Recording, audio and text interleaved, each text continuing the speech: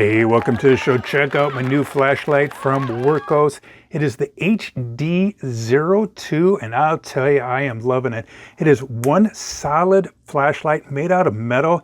So many cool different features. Let's take a look at them.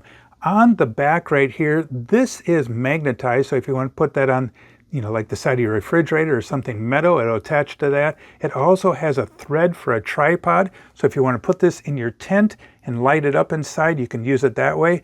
Look at the sides right here. These fold out, and these are also lights right here. You can adjust the different brightness of these two lights, so if you want to put that on the tripod and put that in your tent, it'll light it up really nice.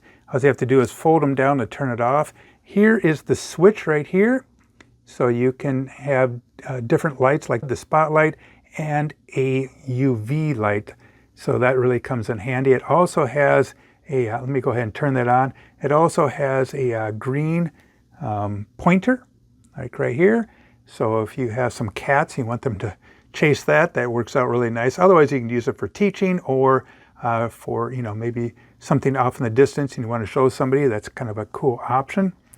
And then the different levels of the brightness lights are so amazing. I like that blue light, especially at night. Maybe you're out hunting or you want to see something on your computer, like the dust and all kinds of smudges. It's kind of cool using that blue light. It's a nice option. But this light is so solid.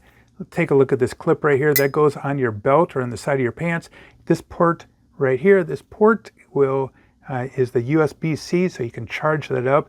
I've had this on for I don't know how long, but it seems forever, but it's a long-lasting battery.